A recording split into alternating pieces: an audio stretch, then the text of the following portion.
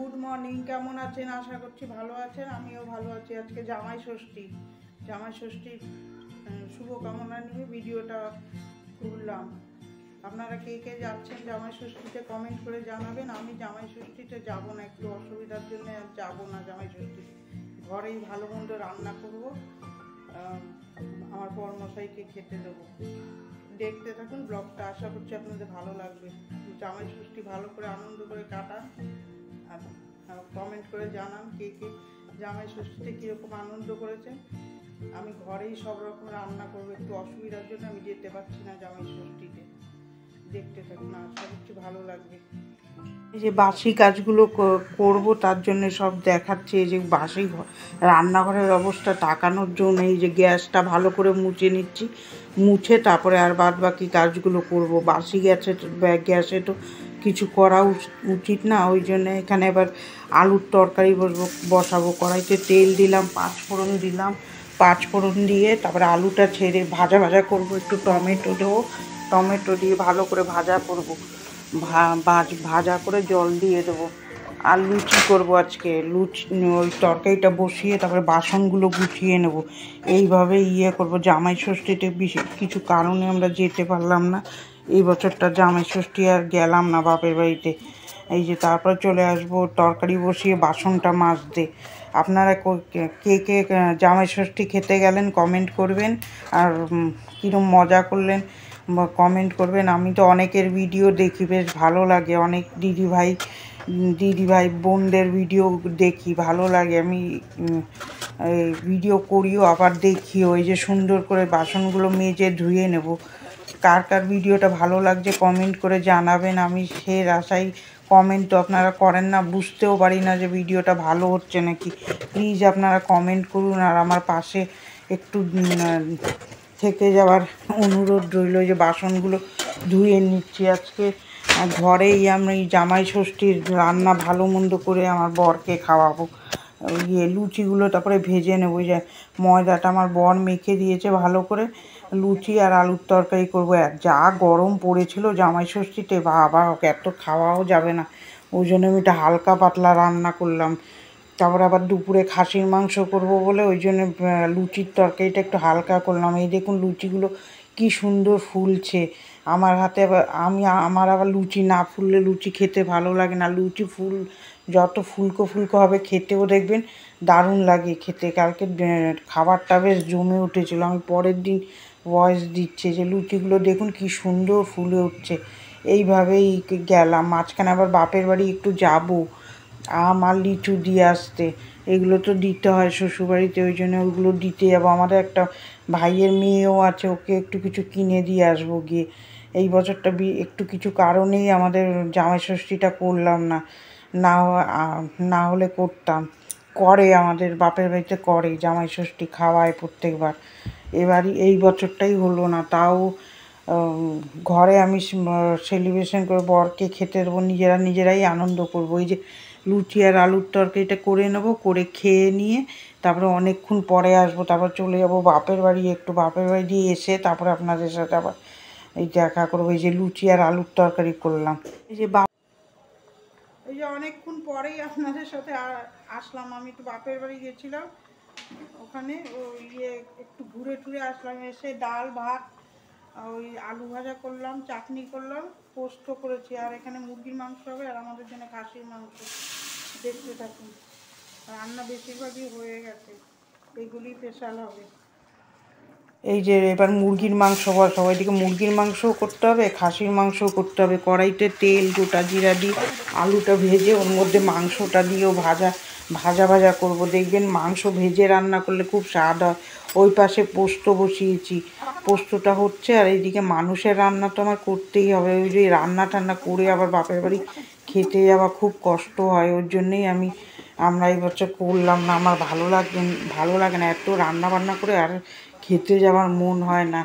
ওখানে গেলে কিছু করতে হয় না। এই যে পেঁয়াজের পেস্ট দিয়ে দেবো, একে একে ধনে জিরার গুঁড়ো, শুকনো লঙ্কা, কাশ্মীরি মির্চ দিয়ে ভালো করে কষাবো। একটু গরম মশলা দিয়ে দেবো। এনেছে যে আমার মনে ছিল না, পরে দিয়ে দিয়েছি কষানোর মধ্যে।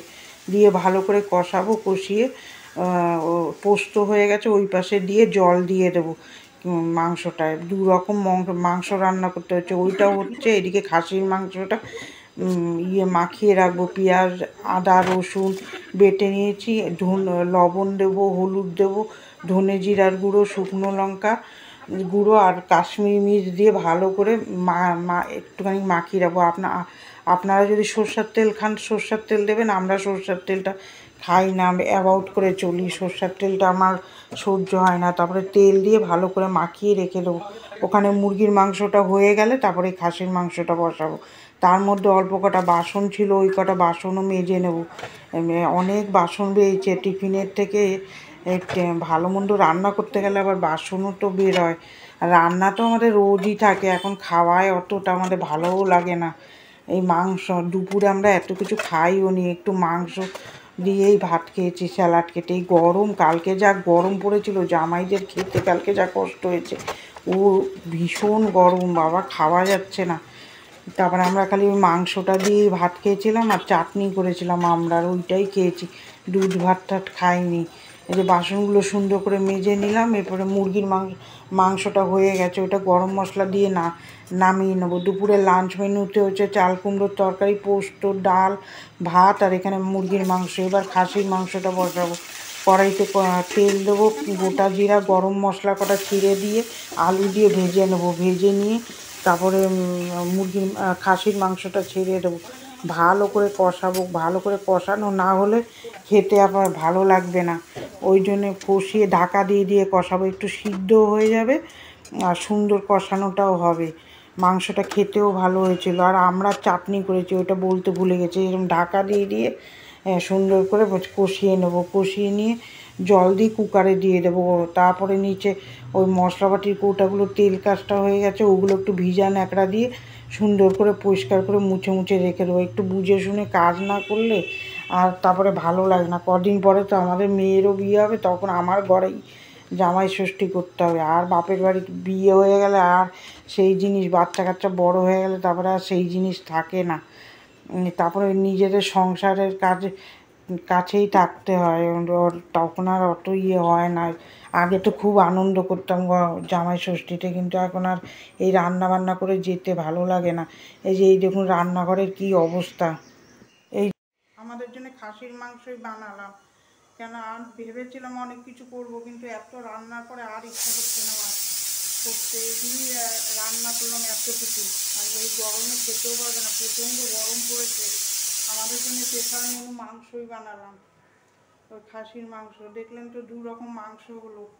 ভেবেছিলাম পটলের দোরমা করব, কিন্তু না, পটলের দোরমা করতে গেলে অনেক সময় লাগবে, ওটা আবার আরেক দিন করবো। দেখতে থাকুন, রোজই তো আমাদের রান্না হচ্ছে।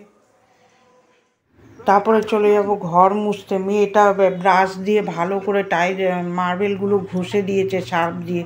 বাচ্চা মানুষ, অতবার তো ওকে দিয়ে মুছানো যায় না। আমি বলেছি সার্ফ দিয়ে তুই সুন্দর করে ঘষে মেজে দে, তারপরে আমি তারপরে মুছে নেব। তারপরে এই যে ঘরগুলো সুন্দর করে মুছে নিয়েছি। এখানেই শেষ না, জামা কাপড়ও ভিজিয়ে রেখেছি, জামা কাপড়ও কাচতে হবে। কালকে খেয়েছি 2:30টার সময়। এইভাবেই আমার কাজ করতে লাগে। চিন্তা করুন না, এইসব করে তারপরে বাপের বাড়ি খেতে যেতে ভালো লাগে নাকি? এইসব তো করতেই হবে। এই ঘরটাগুলো সুন্দর করে মুছে নিচ্ছি, তাও মেয়ে আমাকে অনেক হেল্প করে, বিছনা টিছনাগুলো তুলে দেয়, না হলে তো আমার হয়ে গেছে। আমার বড় হেল্প করে, মেয়েও হেল্প করে। এই যে রান্নাঘরটা এবার মুছে নেবো, তাহলেই হয়ে যাবে।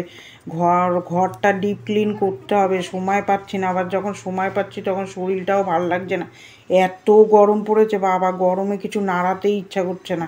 তাও মেয়েটা বললো ওই নিচটা আমি ভালো করে একটুখানি ঘষে দিচ্ছি ব্রাশ দিয়ে, তা ঘষে দিয়েছে। এই যে ঘরটা মোছা হয়ে গেছে, পোস্টগুলো পাঠিয়ে দিলাম। এই দেখুন, এই জামা কাপড়গুলো কেচে নিয়েছি, তারপরে আপনাদের সামনে ভিডিওটা এখানেই এন্ড করে দিলাম। ওই জামা কাপড়ও কেচেছি আজকে। এখন কটা বাজে? 2:30টা বাজে। আর মেয়েটা ওই ব্রাশ দিয়ে মার্বেলগুলো ঘষে দিল, আর আমি আবার মুছে দিলাম। খুব আঠা আঠা হয়েছিল, এক্সট্রা কাজ করেছি বলেই আজকে অনেকটা দেরি হয়ে গেল। আর রান্না বান্না আপনার হয়ে গেল, ওই রান্নাও তো অনেক হয়েছে। তারপরে আপনারা জামাই ষষ্ঠীতে ভালো করে এনজয় করুন, খান দান, ভালো থাকুন। আর গরমও পড়েছে আজকে, জামাইদের খেতে খুব দম বেরিয়ে যাবে এত গরমে বাবা, প্রচণ্ড গরম পড়েছে। আর আমাদের তো রান্না করেই নিয়েছি, আমরা গেলাম না, এবার অসুবিধার জন্য একটু বাপের বাড়ি গেলাম না। ভালো, এই ভিডিওটা ভালো লাগলে একটা লাইক দেবেন, আর কমেন্টের মাধ্যমে জানাবেন ভালো হয়েছে নাকি ভিডিওটা। ভালো থাকবেন, সুস্থ থাকবেন। আগামীকাল একটা নতুন ভিডিওর সাথে দেখা হচ্ছে। টাটা।